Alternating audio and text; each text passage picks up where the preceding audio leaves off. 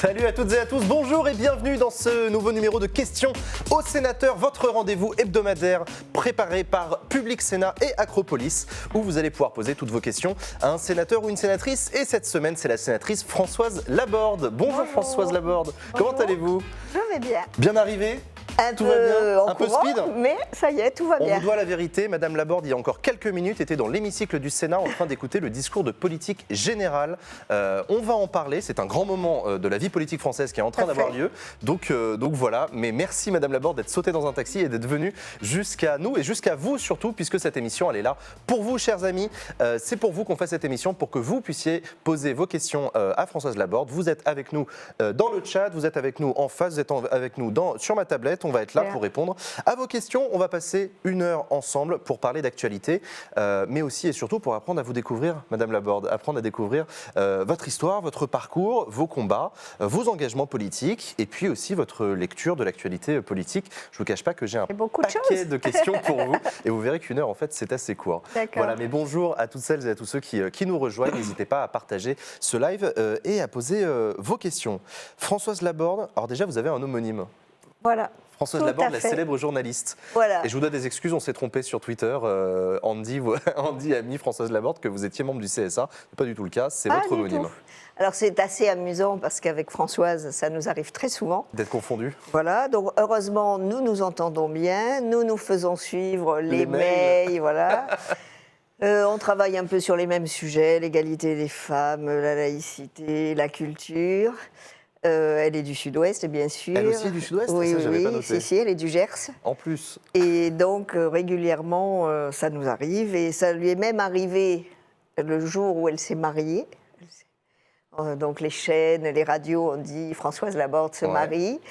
Et les enfants de mon compagnon et mes enfants nous ont dit « ce n'est pas sympa de vous marier sans nous ». Vous auriez pu prévenir? Eh bien non, ce n'était pas nous, voilà. Donc, vous voyez, donc je n'en veux absolument pas à qui que ce soit d'avoir mis sur le tweet que j'étais au CSA parce qu'elle, de temps en temps, lui dit « Ah oui, mais c'est vrai que tu es sénatrice ». C'est vrai que tu es sénatrice. Bon, si elle nous regarde, Françoise Laborde, on l'embrasse. Voilà. Mais voilà, aujourd'hui, on a la meilleure des deux, c'est vous. Voilà, aujourd'hui, c'est moi. Merci d'être venu. Merci d'être venu répondre à nos questions. Je précise que vous êtes sénatrice du groupe RDSE. RDSE. Alors je vous avoue que c'est pas clair pour les gens qui nous regardent, ni pour moi. C'est le groupe du Rassemblement démocratique et social européen. Voilà. Qu'est-ce que c'est que ça? Alors c'est d'abord le plus vieux groupe du Sénat qui était issu des radicaux. Les radicaux à l'époque qui étaient mariés, donc il y avait radicaux valoisiens, radicaux de gauche qui étaient qu'une grande famille de radicaux, donc du centre. Qui après se sont séparés. Qui se sont séparés, qui se sont réunis.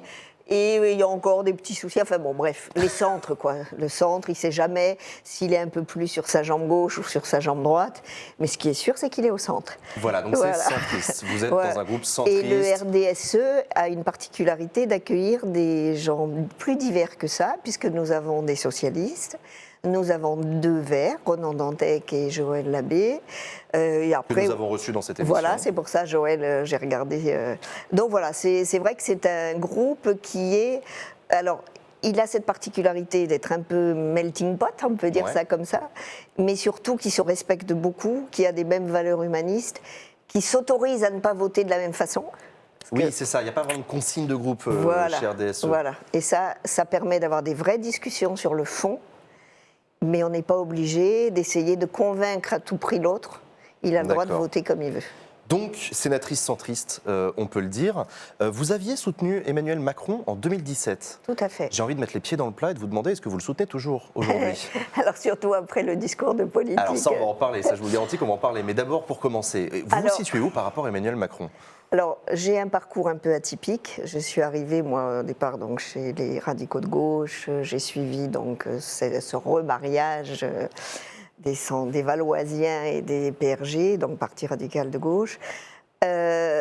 Mon parti, donc, a voulu participer aux primaires. À l'époque, c'était Sylvia Pinel, dans une démarche de gauche. Voilà. Et donc, dans une démarche en se disant, de toute façon, on soutiendra Manuel Valls. Sauf que ce n'est pas Manuel qui a gagné, c'est Benoît Hamon. Et moi, je suis désolée, je le dis en public, je ne voyais pas Benoît Hamon. Benoît Hamon, c'est pas votre soupe. Voilà.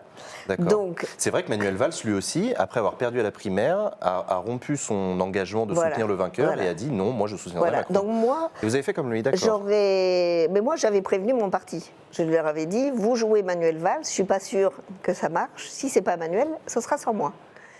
Donc, j'ai donné mon parrainage à Emmanuel Macron. D'accord. Je suis toujours, comme on dit, Macron compatible, puisque j'estimais aussi aux européennes qu'il y a des choix et des non-choix, et j'espérais donc qu'il pourrait faire le barrage contre Marine Le Pen. Pas le Rassemblement national en tout cas. J'ai toujours du mal, c'est FN qui vient, c'est RN en fait, voilà. Et donc, bon, ça s'est pas joué, voilà. Et par contre, il y a beaucoup de Verts qui sont arrivés, et c'est aussi une autre discussion, parce que c'est intéressant peut-être de voir la montée. Sur l'écologie, on va en parler, mais effectivement. Et alors aujourd'hui, donc, je suis toujours Macron compatible, mais je ne vous dis pas que demain je vais voter pour, si c'est la question suivante. C'est la question qui ne va pas tarder à arriver. Mais donc du coup, aux européennes, vous avez soutenu la liste pourquoi j'ai un trou de mémoire d'un seul coup, Nathalie Loiseau, Emmanuel Macron. Donc voilà, effectivement, alors pour ceux qui n'ont pas suivi ce qui est en train de se passer à l'heure où nous parlons, c'est qu'en fait, à l'Assemblée nationale et au Sénat au même moment, il y a ce qu'on appelle un discours de politique générale, où le Premier ministre, le chef du gouvernement Édouard Philippe, ou un ministre qu'il représente au Sénat, lit un discours qui engage sa politique pour les années qui viennent. Et c'est le début de ce qu'on appelle l'acte 2 du quinquennat, c'est la déclinaison des annonces qui ont été faites par Emmanuel Macron à l'occasion de sa grande conférence de presse du 26 avril. Donc c'est aujourd'hui, et comme je le disais au début de cette émission, vous étiez, Madame Laborde, dans l'hémicycle tout à l'heure pour écouter attentivement les annonces du gouvernement, sa feuille de route. Voilà. Alors, comme vous dites, voilà, parce qu'il y a beaucoup de choses. Mais il a dit beaucoup de choses, et moi je voudrais savoir, voilà, En 2 ans et demi, ça me paraît beaucoup. Alors, qu'est-ce qu'il a annoncé qui vous a marqué ? Il a énuméré un certain nombre de points qui sont déjà un petit peu dans les tuyaux, hein, bien sûr. Donc, bon, un petit peu le mea culpa sur la forme, bon, toujours, voilà. Je pense que c'est nécessaire de le faire. Bon. Ok, ça a été une erreur, comme il l'a reconnu. Devant l'OIT, Emmanuel Macron a reconnu une erreur. Dans la forme, dans la façon de se... Bon, là aujourd'hui, c'était la parole du Premier ministre. C'est vrai, vous avez raison. Bon, qui dit lui aussi que peut-être on est un peu... Voilà. Bon, moi, je le traduirais en disant, il manque une jambe gauche. C'est quand même, quand on est au centre, on aime bien avoir 2 jambes à peu près. Voilà. Est-ce que c'est pas un peu un gouvernement de droite ? Parce Alors, que, par exemple, regardez, il y a Darc Bichon dans le chat qui vous demande, du coup, le barrage au Rassemblement national, si je puis dire, est-ce qu'il n'est pas un peu en train de prendre l'eau avec les déclarations d'Édouard Philippe sur l'immigration ? Alors, moi, j'ai trouvé que l'immigration, il a quand même dit qu'on était terre d'asile, qu'il fallait le respecter, qu'on ferait tout pour bien accueillir les immigrés. Moi, j'ai trouvé que, justement, c'était plutôt pas mal. Dans le discours peut-être, mais enfin, il y a eu 2-3 épisodes où on a vu... Mais aujourd'hui, si vous voulez, moi je vous parle du discours. D'accord. Okay. Donc j'ai trouvé, justement, dans toutes les thématiques abordées, j'attendais celle-ci, et j'ai été plutôt agréablement surprise dans le discours. Dans la manière qu'a eu Édouard Philippe de parler de ce sujet. Tout à fait. Bon. Quoi d'autre alors du coup ? Parce qu'il a beaucoup parlé de réduction d'impôts aussi. Il a beaucoup parlé de réduction d'impôts, donc ça veut dire quand même qu'il y aura des choix politiques. Parce que 5 milliards... On parle de 5 milliards par an d'impôts en moins pour les Français, mais donc d'économies à faire. Voilà. Donc là, on n'a pas la liste des économies. Surtout que si on regarde la liste de choses qui vont se faire ou qui devraient se faire, il y a des choses qui vont quand même coûter de l'argent. On nous parle du vieillissement de la population, on nous parle des EHPAD, on nous parle du chômage avec un remaniement, etc., mais qui est plutôt positif pour un certain nombre de personnes qui pourraient partir avec une prime de licenciement, enfin une prime de licenciement ou un chômage, même si c'est une décision personnelle, hein, puisqu'on ça avait déjà été émis, cette idée, que dans le cas de mal-être au travail, on pouvait avoir un licenciement... une rupture conventionnelle. Voilà. avec quand même. Donc Avec des indemnités. tout ça, ça a un coût. Mais c'est un peu le problème de ce discours, pardon, mais un discours de politique générale dans lequel on annonce que les Français vont payer moins d'impôts, mais que l'État va faire bien plus de choses. C'est un peu toujours le sentiment que ça nous laisse. Est-ce que c'est pas que du discours tout ça? Alors, je pense que là où ça risque de faire mal, peut-être, c'est sur le texte qui va arriver sur la fonction publique. Ouais. Peut-être sur le chômage, si on donne plus aux uns, on donnera peut-être moins aux autres, parce que ça, quand même, ça a été dit. Sur les cadres, notamment sur la dégressivité de Ouais, de et chômage. puis sur la capacité, je mets capacité, je suis gentille, sur la possibilité ou sur l'envie, parce que c'est ce qui était sous-entendu, de retrouver du travail rapidement. Oui. Parce que c'est sûr qu'un cadre qui fait traîner, je mets les guillemets, fait traîner, parce que je connais beaucoup de gens qui n'en trouvent pas du travail non plus.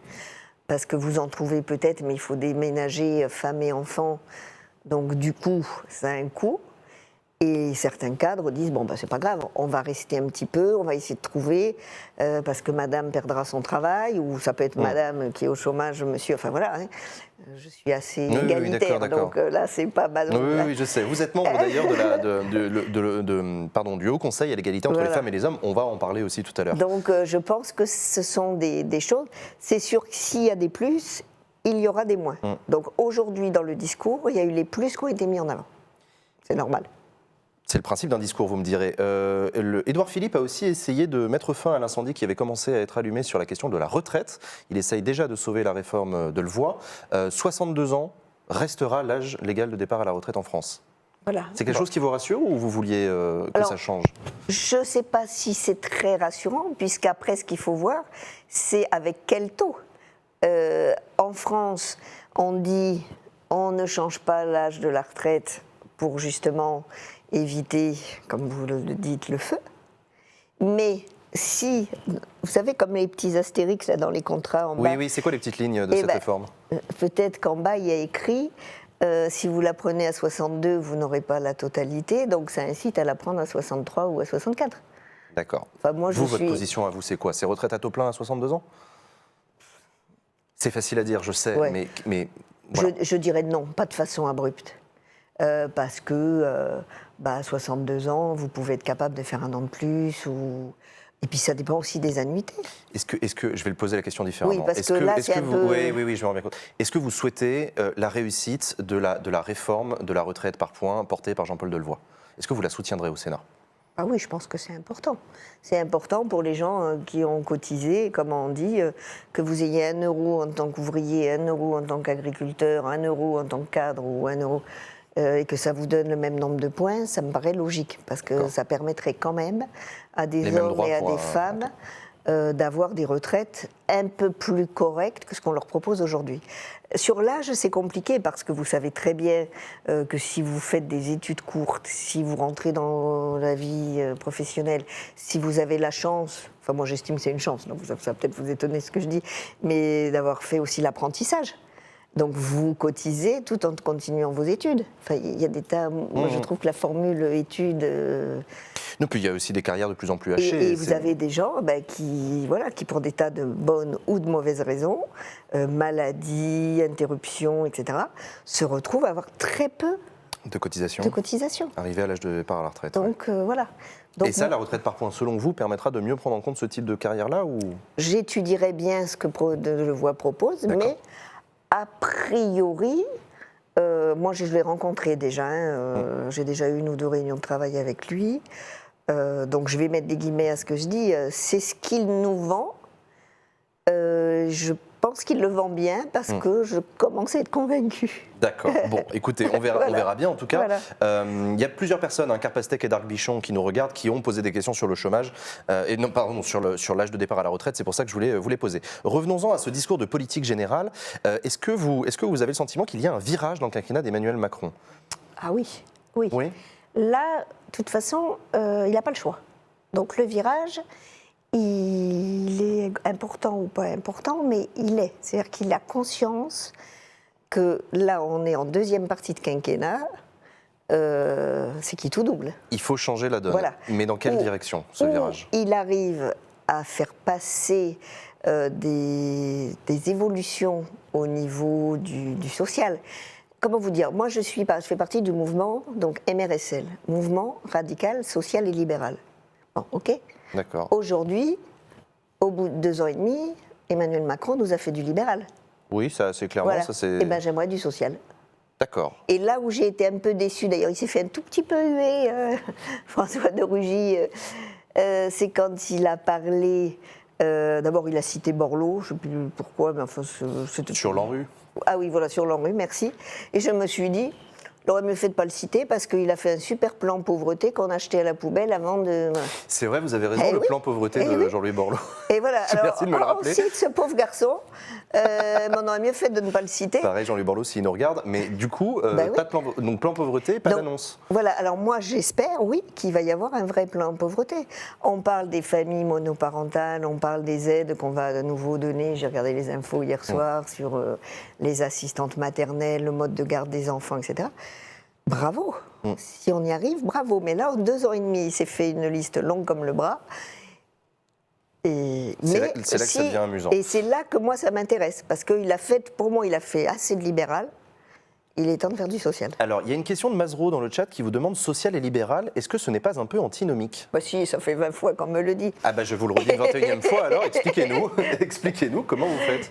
C'est quoi sûr. pour vous social-libéral? Ça veut dire quoi? Ben, je pense que ça veut dire qu'il faut respecter les entreprises, etc. Si vous voulez, quand on fait des fois trop de social, mais c'est pas faire du social, là, c'est quand on part vraiment sur des discours, trop sur ce qui devrait être fait, sur la gauche, de la gauche, qui fait ci, qui fait là, et qui pendant une période, je peux le dire, hein, par exemple quand il y avait François Hollande, on était quand même cette détestation de l'argent. Parfois, ça ne peut pas être possible de détester l'argent à ce point-là. Parce que sans argent, on ne fait pas de social. Vous aimez l'argent? Si je vous racontais ma vie, j'en ai eu, j'en ai plus eu, j'en ai à nouveau. Parce que quand on passe d'institutrice à sénatrice... On gagne un peu en revenu, voilà, j'imagine. Voilà, je m'habille autrement et je gagne un peu mieux, c'est clair. Mais j'estime justement qu'il ne faut pas perdre de vue d'où on vient.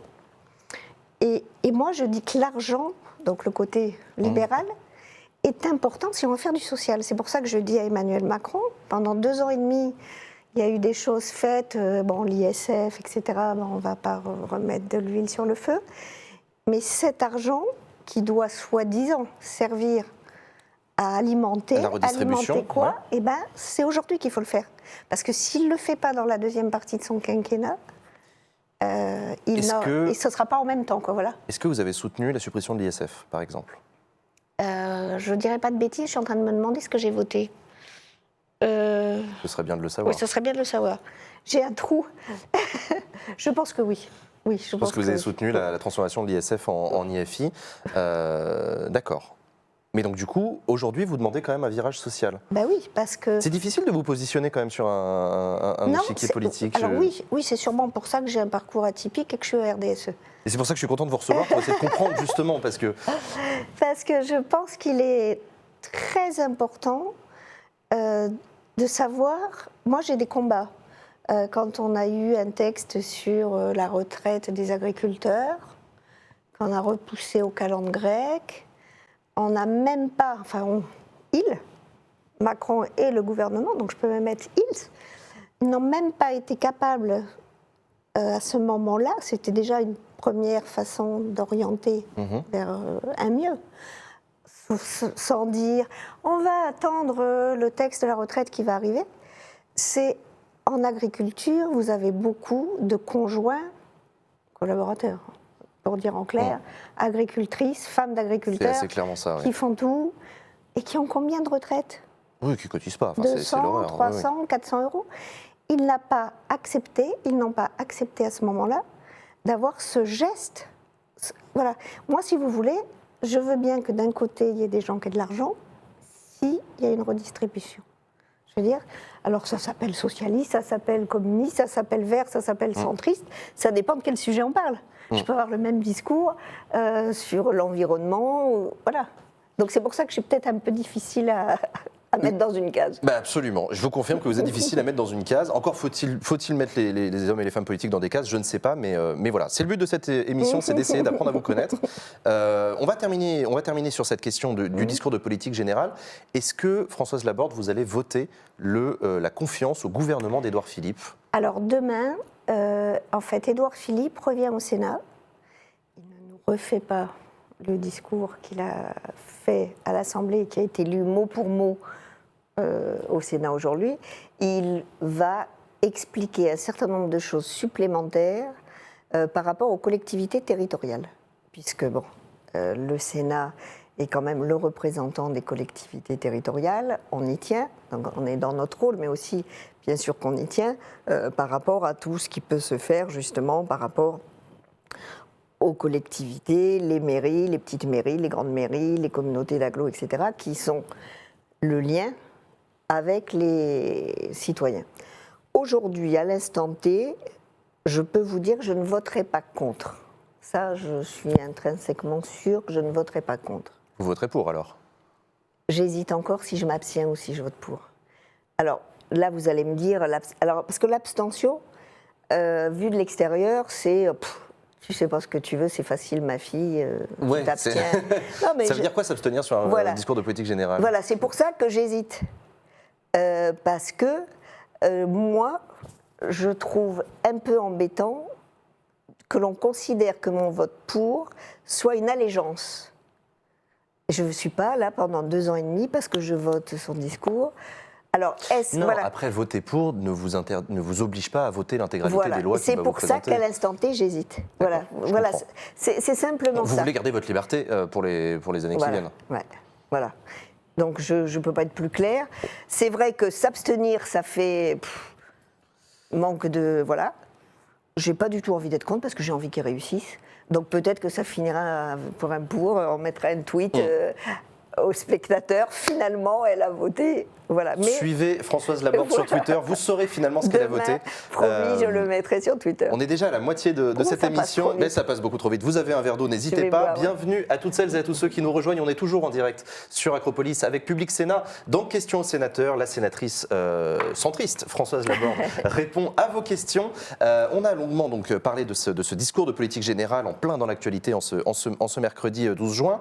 On va parler aussi de votre parcours. J'aimerais bien que vous nous en disiez un peu plus. Je le disais en introduction, Françoise Laborde, vous avez été institutrice et directrice d'école. Voilà. Vous pouvez nous raconter un peu votre parcours et comment vous êtes devenue sénatrice?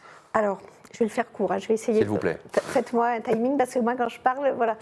Donc en fait, j'ai fait l'école normale, donc je le dis parce que c'est pour ça que j'ai été institutrice. J'ai fait l'école normale au Batignolles, vous voyez.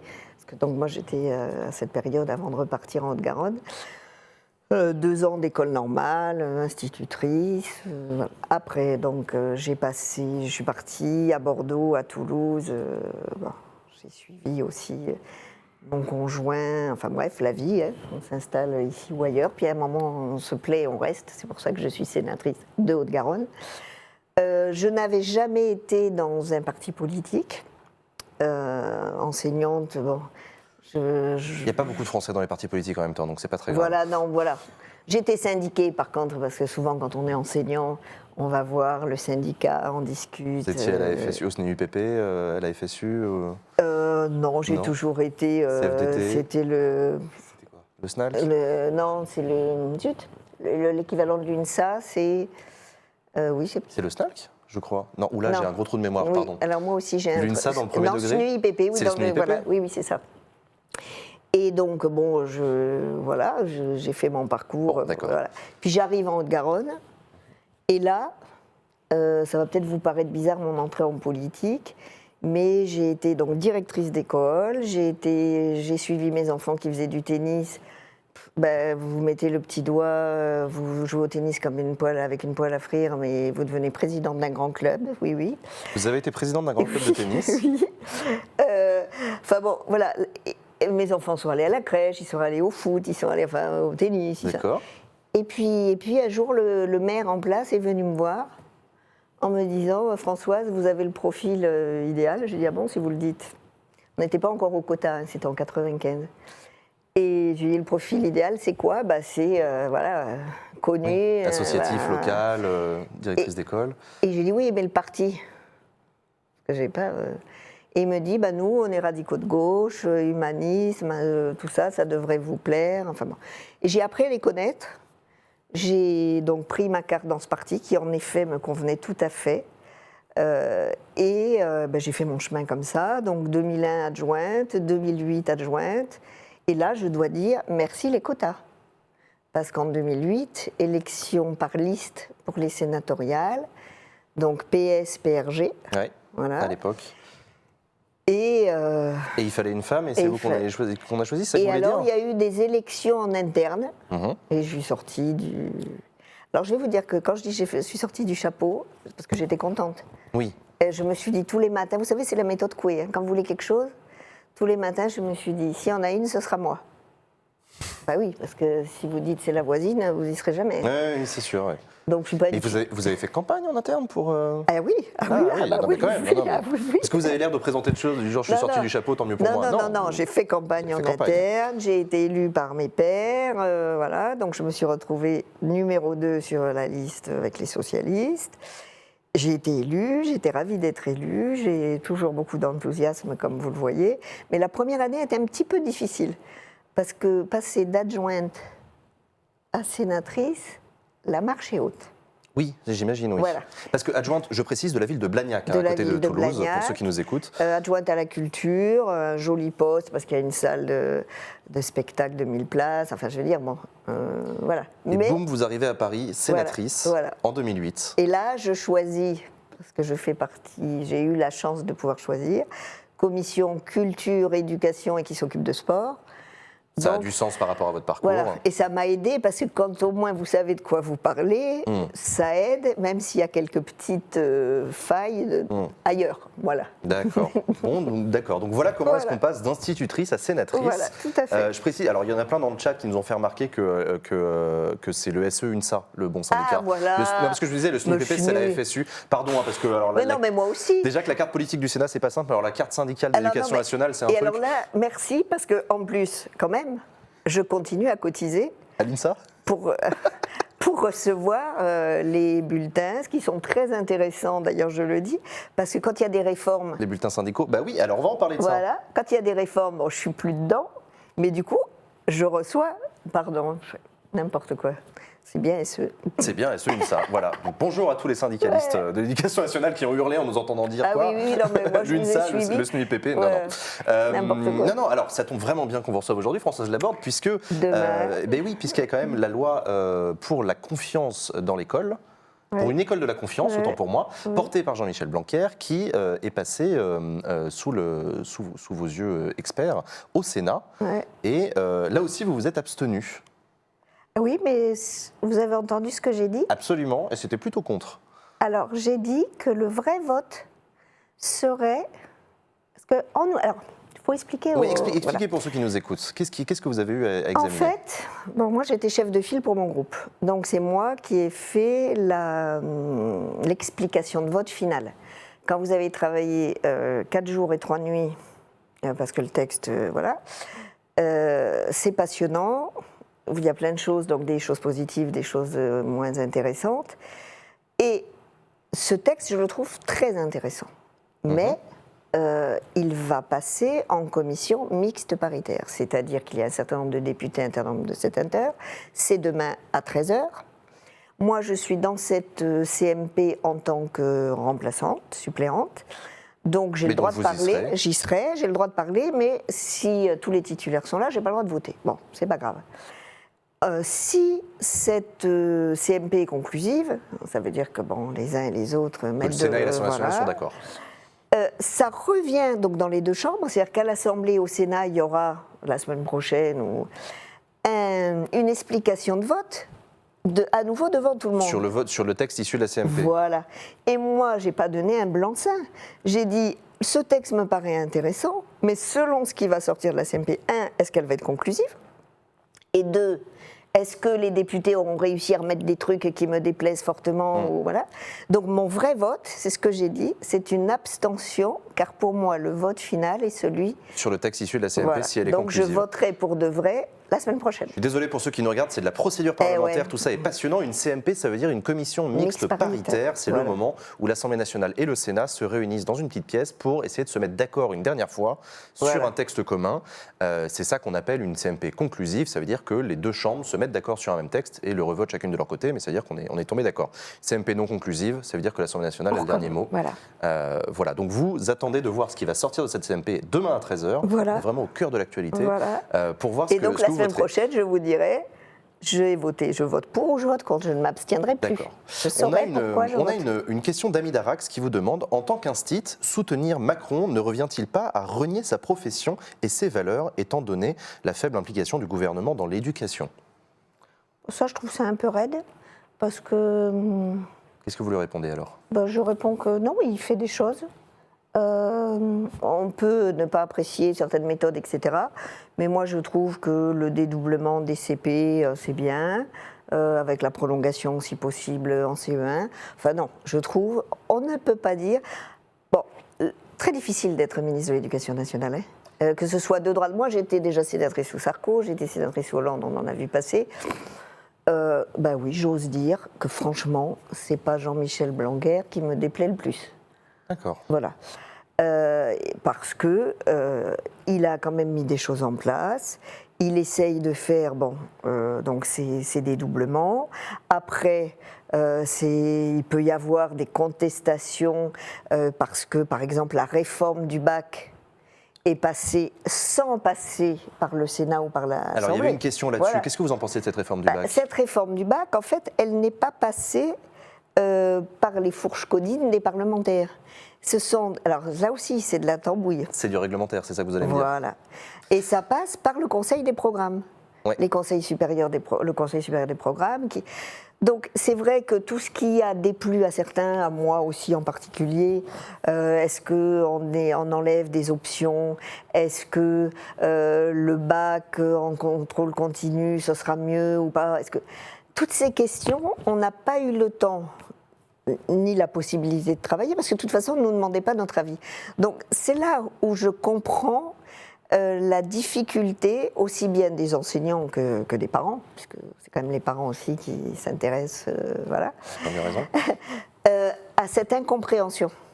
Voilà. Mais dans l'absolu, moi, en tant que directrice d'école, je trouve qu'il y a des choses positives dans la réforme. Je vais remettre un pavé dans la barre. Allez-y. Si on parle de Parcoursup, j'ai voté Hollande. J'étais... excusez-moi, mais moi, le tirage au sort, j'ai voté contre, quand même. Excusez-moi, c'était un gouvernement de gauche, c'était les socialistes. Et on dit, mes petits chéris, on tire au sort. Non, mais Donc c'est vous quoi? étiez contre APB. Donc j'étais vous contre avez le tirage soutenu au sort. Parcoursup. J'ai soutenu Parcoursup en me disant que ça pouvait être mieux. Et alors c'est mieux ou pas? Alors, globalement, c'est mieux. Cette année, il y a eu des gros couacs au niveau des algorithmes, etc. C'est le moins qu'on puisse dire. Voilà. Mais globalement, le bilan de l'année dernière, pour moi, est meilleur qu'un tirage au sort. Cette année, je ne sais pas s'ils vont avoir récupéré les couacs, parce qu'il y a eu... voilà. Donc, c'est vrai que c'est anormal au niveau de la transparence, parce qu'on a reçu la CADA. La CADA, c'est La commission administrative... Des documents administratifs, Des c'est ça? documents administratifs. Et donc, ils ont reconnu Qu'il y avait quand même des problèmes de transparence. Voilà. Quelqu'un qui veut savoir, ça c'est inadmissible. Donc Parce ce que vous dites, c'est Parcoursup pas trop mal, peut mieux faire parce que beaucoup de choses à améliorer, voilà. mais Et dans surtout, l'absolu, c'est voilà, mieux que le tirage voilà, au sort. Voilà, pour moi. C'est votre point de vue. D'accord. Voilà. Ok, je comprends mieux. Moi, j'ai une question spécifique pour vous, Françoise Laborde. Vous avez été directrice d'école, donc premier degré, comme on dit, école maternelle, école élémentaire, pour ceux qui nous regardent.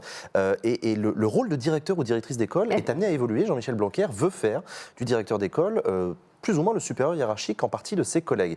Spécificité de l'école en France, le directeur de l'école de votre quartier n'est pas le supérieur hiérarchique de ses collègues. C'est un enseignant parmi les autres qui assure la direction de l'école et s'occupe de la direction de l'école. Et ça va être amené à évoluer. Qu'est-ce que vous en pensez de ça? C'est une bonne chose ou une mauvaise chose? J'ai été directrice de longues années. Je me suis un peu emballée en séance parce qu'il y a des choses qui m'ont énervée. Donc il y a des gens qui m'ont suivi sur Twitter et qui ont dit « mais c'est quoi? Qu'est-ce qu'elle dit ?» On a de grosses difficultés en tant que directeur d'école parce que justement, on est la relation avec la collectivité, donc monsieur le maire bien sûr, qui lui est le chargé avec son adjoint à l'éducation de s'occuper des écoles. On supervise, si on est en maternelle, ou les ATSEM, où on a une relation avec les agents qui travaillent avec les enseignants. On a une relation avec les ALAE, tout ce qui concerne le avant, le midi, le après. Ouais. Mais c'est une relation, puisque là aussi, on n'a pas d'autorité. On n'a pas d'autorité sur les collègues, donc qu'ils arrivent en retard, qu'ils arrivent en avance, qu'ils arrivent... vous leur dites quand même, tu aurais pu faire un effort. Ce que vous pouvez faire, c'est faire remonter à l'inspecteur, en gros. Voilà, donc ça fait... c'est pas très sympa non plus, quoi. On peut des fois avoir des... Bon, donc on a des discussions. Donc en fait, un directeur d'école, je crois, est un médiateur qui a quelques points d'indice et qui est payé 3 francs 6 sous de plus. Voilà. Et par contre, on lui demande de plus en plus de choses. On lui demande d'être celui qui vérifie les projets d'école, celui qui vérifie que ça se passe bien, celui qui fera qui vérifie la sécurité. Enfin, donc il vérifie tout, mais il n'a pas... Alors, donc là, dans l'hémicycle, c'est vrai que je me suis un peu énervée à un moment parce que il nous dit, vous pourriez donner votre avis ou ne pas le donner, selon... lors des évaluations des enseignants. Oui, il y a eu ce point-là dans le projet de loi, oui. Et moi j'ai dit, à un moment, il faut savoir ce qu'on veut, parce que si on n'est pas un supérieur, soit on est un supérieur hiérarchique, soit on ne l'est pas. Soit on ne l'est pas. Voilà. Mais donc, et il y a plein de sujets comme ça, où l'inspecteur, il appelle le directeur et le ci et le là, etc., et il ne lui donne... Voilà. Mais donc du coup, vous avez dit un directeur d'école, aujourd'hui c'est un médiateur. Ma question, faut-il en faire un manager ? C'est l'autre manière de poser la question. Voilà. Est-ce que c'est l'évolution naturelle de l'école au XXIe siècle ? Oui, il y a besoin d'un capitaine dans le navire. Parce que c'est une thèse qui a été défendue par beaucoup de ministres et d'hommes et de femmes politiques. C'est pour ça que je vous pose la question. Ou est-ce que, parce qu'il y a aussi beaucoup d'enseignants qui sont radicalement contre cette idée et qui disent sûrement pas, alors, une école n'est pas une entreprise. Je pense qu'il y a besoin de quelqu'un peut-être, oui, appelez ça un manager. Moi, j'ai eu la chance d'avoir des petites écoles. Donc, vous pouvez être médiateur ou manager sans en avoir. Ouais. Quand vous vous retrouvez dans des écoles de 12, 15 classes, quand on fait maintenant, là aussi, je mets des guillemets, par économie, on fait des groupes scolaires. On fait des groupes scolaires avec le collège. On n'a plus qu'un directeur qui fait... oui, c'est vrai, groupe scolaire, maternelle, élémentaire. Oui. Mais je pensais même en fait au niveau supérieur avec les zones, avec les collèges. Voilà, mais ça, on a réussi à l'enlever. Oui, c'est vrai, vous avez raison. Oui, c'est vrai. Oui, c'est vrai que c'était dans le débat, mais ça a été enlevé. Donc, voilà, l'utopie, quand vous êtes dans une école, moi à Blagnac, il y a 7 ou 8 écoles maternelles, autant d'écoles primaires, c'est le bonheur. Parce que ce sont des petites écoles. Mais quand vous allez dans des grandes villes où vous avez 15, 20 classes, s'il n'a pas un peu d'autorité, le directeur ou la directrice, ira... Alors, mais par contre, qu'on l'amène par le biais de l'évaluation, c'est pas sympa. Parce que ça veut dire, allez, t'es le flic. Ouais. C'est ça qui va pas. Moi, j'ai une question pour vous, j'ai une question qui a été posée par Alexandre Emorine sur Twitter, vous êtes membre de l'Observatoire de la laïcité. La question, c'est, quel est l'avis de Madame la sénatrice sur l'interdiction faite aux accompagnatrices et aux accompagnateurs scolaires d'arborer des signes religieux ostentatoires ? Alors, Madame la sénatrice ne fait plus partie de l'Observatoire de la laïcité. Désolé. Non, mais attendez, il ne peut pas le savoir, hein. C'est pas écrit.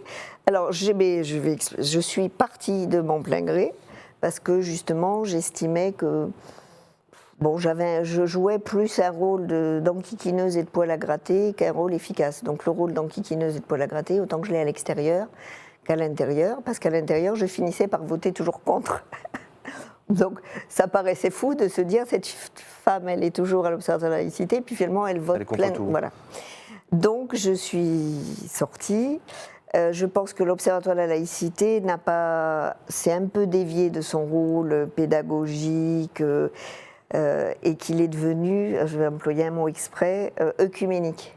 Ah oui, carrément. Voilà, pour moi, oui. L'Observatoire de la laïcité est devenu œcuménique, c'est drôle comme phrase. Mais... Oui, mais je fais exprès parce qu'on est dans la pédagogie, on est dans le vivre ensemble, on est dans la rencontre, donc on peut rencontrer bien sûr et des religieux et des non-religieux et des associations laïques et des francs-maçons et tous les gens que vous voulez, divers et variés.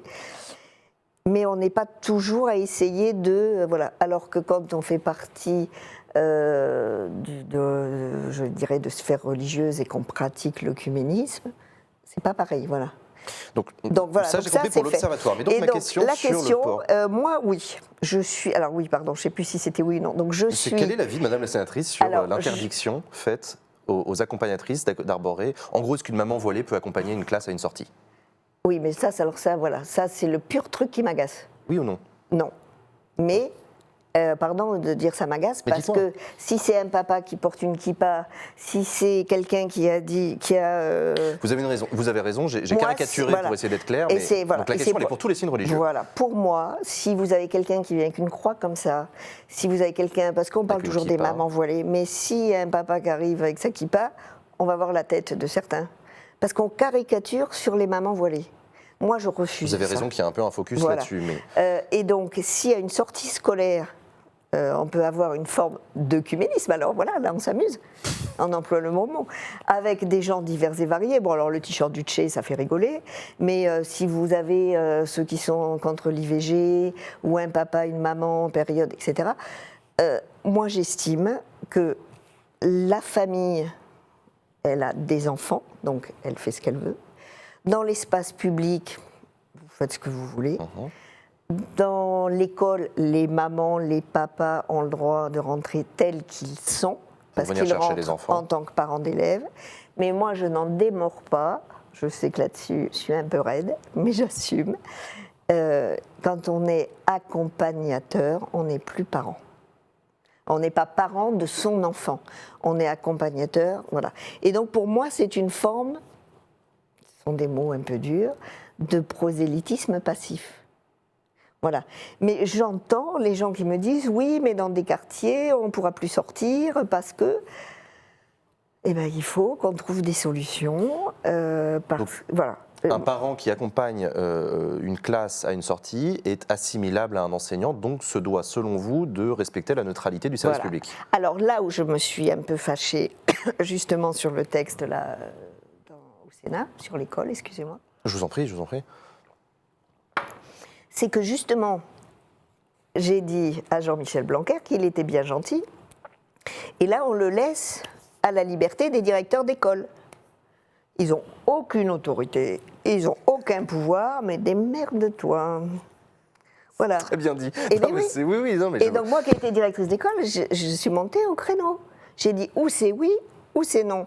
Et le Conseil d'État là-dessus ne nous a pas aidés. Parce que c'est considérant, et comme j'ai dit dans l'hémicycle, patatras, c'est pas du tout la conclusion que j'aurais fait. En tant que directrice d'école, je vous le fais très court, quand des parents accompagnent, le directeur d'école signe la liste des accompagnateurs. C'est-à-dire qu'il valide. Moi, il y a des parents qui sont habillés comme vous, ils sont venus une fois au zoo, ils ne sont pas venus 2 fois parce qu'ils sont occupés que de leurs gamins. Et les 4 autres, ils me les ont perdus ou pas, mais ils n'en avaient rien à faire. Ça, c'est un critère de sortie absolument, pédagogique. bien sûr. Ça, c'est un mauvais parent d'accompagnateur, oui. Donc, qu'ils soient habillés comme ci ou comme ça. Par contre, les parents, vous ne leur demandez pas s'ils ont une assurance. Parce que si le gamin, il se casse un bras, etc., parce que vous l'avez plus ou moins surveillé, bah, c'est quand même l'école qui est responsable. Si vous tombez pendant, c'est l'école aussi, voilà. Et donc, ça va permettre à tous et toutes de relire le délibéré du Conseil d'État. Ils disent bien tout ça, que finalement, s'il y a un souci, c'est l'État qui prendra le... Ben alors, si c'est l'État... Ben voilà. Donc, c'est pour ça que je suis, mais alors, très, très carré, voire un peu raide, sur ce sujet. Eh ben merci pour votre réponse. J'espère que ça. Non, mais j'espère que ça aura éclairé celles et ceux qui nous regardent. Et c'est pas une question, voilà, religion, maman voilée. Ça, je veux pas l'entendre. C'est global, philosophique, politique et religieux, les 3. Je voudrais qu'on parle d'égalité entre les femmes et les hommes, parce que là aussi, il y a eu de l'actualité récemment. Le Sénat a réussi à imposer dans l'agenda politique la question de l'IVG. Il y a eu un vote qui a permis au Sénat de rallonger le délai légal d'IVG de 12 à 14 semaines. Qu'est-ce que je suis en train de raconter n'importe quoi? Ça a changé hier. Mais je sais, justement, j'allais y venir. Excusez-moi. Mais parce que justement, voilà, grâce à un vote un peu passé comme ça rapidement, le Sénat a rallongé le délai d'IVG dans la loi en passant de 12 à 14 semaines, forçant la majorité, notamment sénatoriale, à déclencher un nouveau vote. Ce vote était hier et donc la majorité sénatoriale est revenue de 14 à 12 semaines. C'est une question de l'Auvergnate qui vous demande, êtes-vous pour ou contre le rallongement du délai d'IVG? Françoise Laborde. Alors, hier, j'ai fait partie des personnes qui n'ont pas participé au vote. Vous voyez, il y avait Alors, encore je suis allé voir sur le site, j'ai vu que vous n'avez pas voté, j'étais très déçu. Non, mais vous avez compris que j'étais assez claire. Donc, discussion hier matin au RDSE, puisque donc, pour les téléspectateurs, tous les mardis matins, tous les groupes politiques se réunissent à la même heure, bien sûr pas au même endroit, et discutent des sujets de la semaine.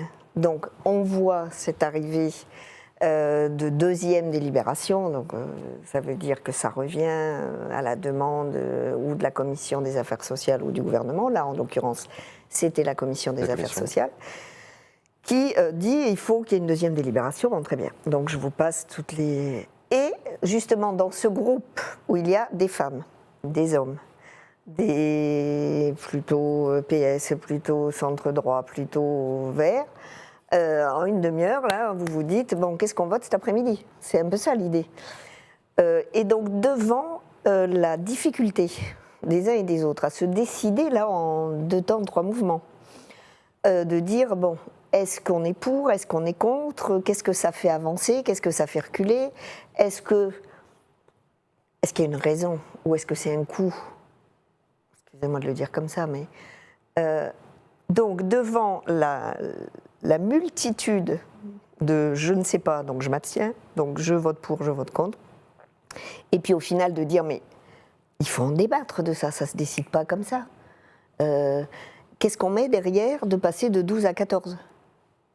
Alors qu'il y a déjà eu beaucoup de progrès de fait par rapport justement à la diminution du temps de réflexion, à la possibilité des sages-femmes de faire ces IVG médicamenteuses et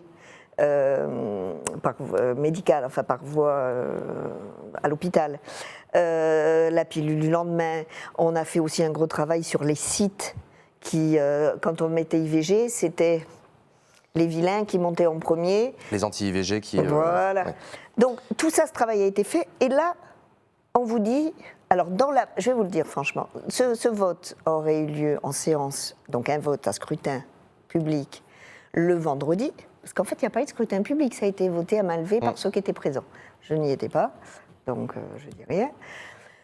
J'aurais sûrement voté pour. L'allongement de la durée légale. Hier, devant ces espèces, je mets des guillemets, mais je l'assume, des coups politiques, des querelles, si vous regardez la séance où les choses dites ont été quand même assez violentes, j'apprécie Laurence Rossignol, là j'ai trouvé qu'elle y allait un peu fort.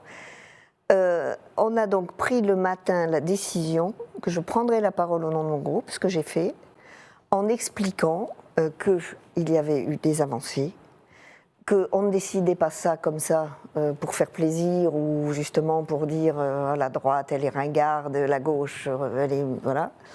Nous ne participons pas au vote et nous attendons le texte sur la bioéthique, ou le texte d'ailleurs, puisqu'apparemment il est en train d'être préparé par Marlène Schiappa, pour dire, voilà. Parce qu'en plus, entre 12 et 14 semaines, si on fait un peu de cours à la médicale, c'est 12 ou 14 semaines aménorrhées ou pas.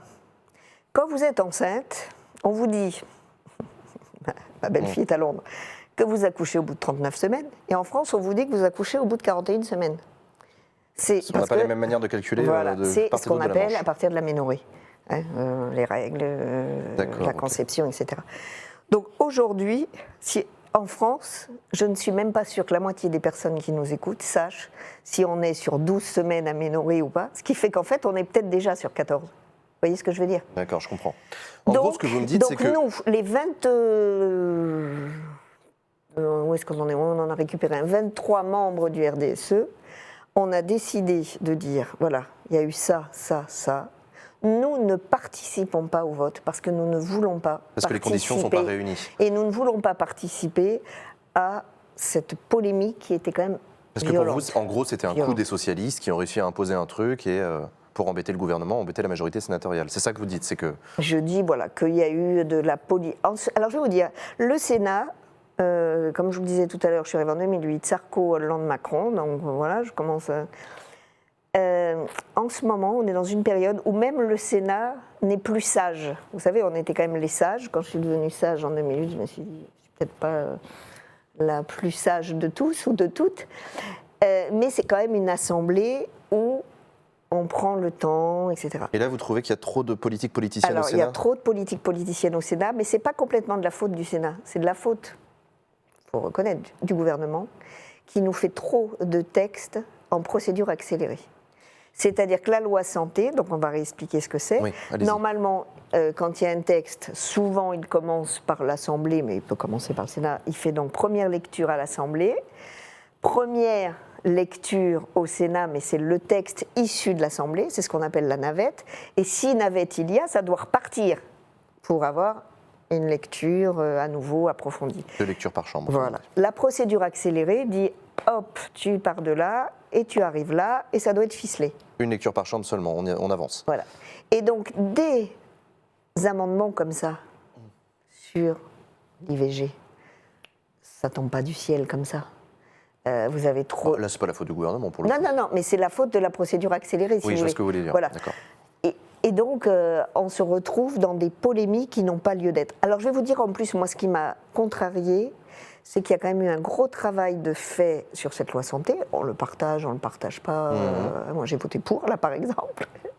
Parce que je trouve qu'il y a un bon travail de fait sur l'organisation future. La loi d'Agnès Buzyn voilà. donc, sur la santé, d'accord. Parce qu'il y a sûrement des choses qui manquent. Mais on ne va pas faire des médecins dans la nuit. Si on augmente le numerus clausus, il faut quand même attendre 9 ans. Hein, bon. Donc elle peut avoir tous les défauts du monde, cette loi ou cette pauvre Agnès Buzyn. Il y a quand même eu des choses à améliorer. Et là, pareil, il y a eu plus d'une semaine de travail, les collègues qui ont suivi ce texte, etc. J'ose dire qu'on leur a pourri, parce que hier après-midi, au lieu de discuter loi santé, au lieu d'avoir un vote calme sur On a la focalisé santé, sur l'IVG alors qu'il y avait plein d'autres sujets. on a passé D'accord. l'après-midi à se traiter comme des gosses. Parce que ça vaut le coup quand même de regarder. J'ai regardé. Effectivement, Vous on n'a êtes pas l'habitude de d'accord, voir le Sénat avec ce niveau de tension, Voilà. c'est vrai. Et je trouve ça a gâché, quoi. D'accord. Donc c'est pour ça, alors là j'assume complètement, j'ai dit à mes collègues le matin, si vous êtes d'accord, on ne participe pas au vote. Et on dit D'accord. pourquoi. Bon, eh ben, Voilà. j'espère qu'on a, en tout cas, on a bien compris pourquoi. On arrive bientôt à la fin de cette Ah là émission. là, Si c'est vous avez des terrible. dernières questions à poser à Françoise Laborde, allez-y. Questions courtes, réponses courtes. J'en ai quelques-unes. Je répondrai doucement, très vite. On va faire ça. On va faire des questions assez rapides. Il y a Jojo qui vous demande que pense-t-elle du rapatriement des Français djihadistes, donc les enfants de djihadistes, faut-il les rapatrier ou pas, les orphelins Mon en premier France. réflexe, c'est de dire oui.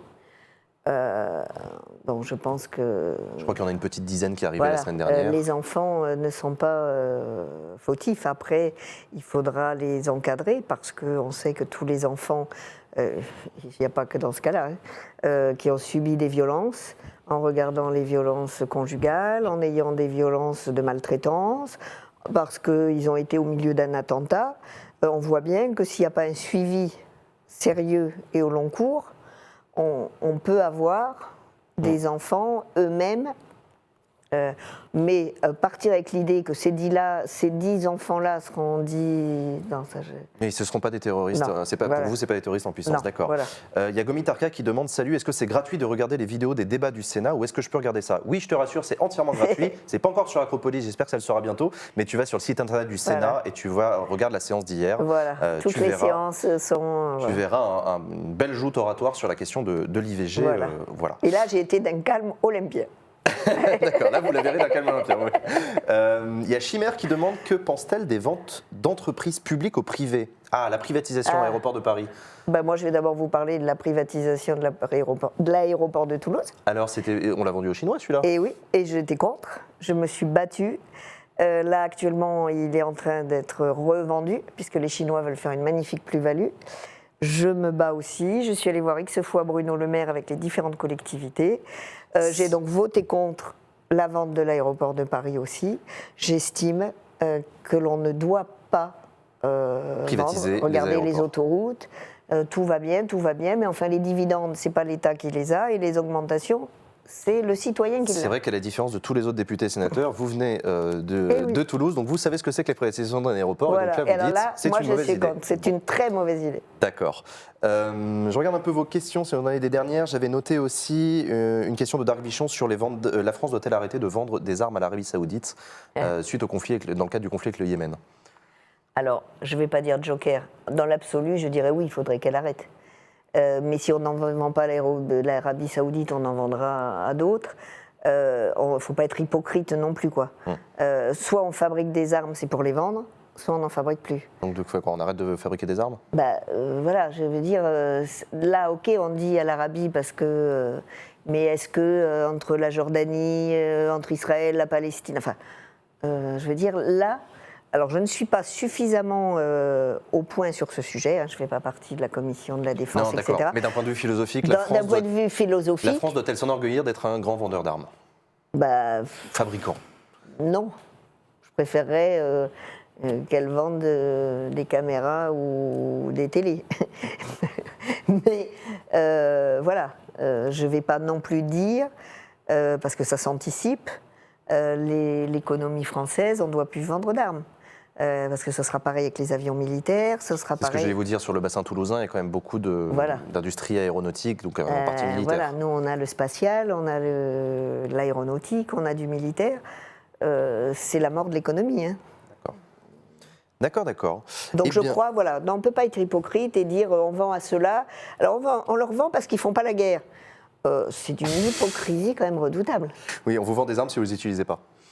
Voilà. Donc, dans cette question. Non, mais je vous comprends. C'est une question difficile, mais qui appelle. Voilà, je réponds le plus honnêtement possible, mais. Je vous en remercie. C'est compliqué, là. Chers amis, on arrive à la fin de cette émission. Il ne me reste plus qu'à vous remercier très sincèrement. D'abord, vous, Françoise Laborde, d'avoir accepté notre invitation. Merci d'avoir répondu aux questions des internautes pendant 1 heure. Merci beaucoup à Public Sénat qui produit cette émission. Merci à vous de l'avoir regardée. J'espère qu'elle vous a plu. Vous la retrouverez de toutes les façons en replay sur la chaîne Acropolis Replay.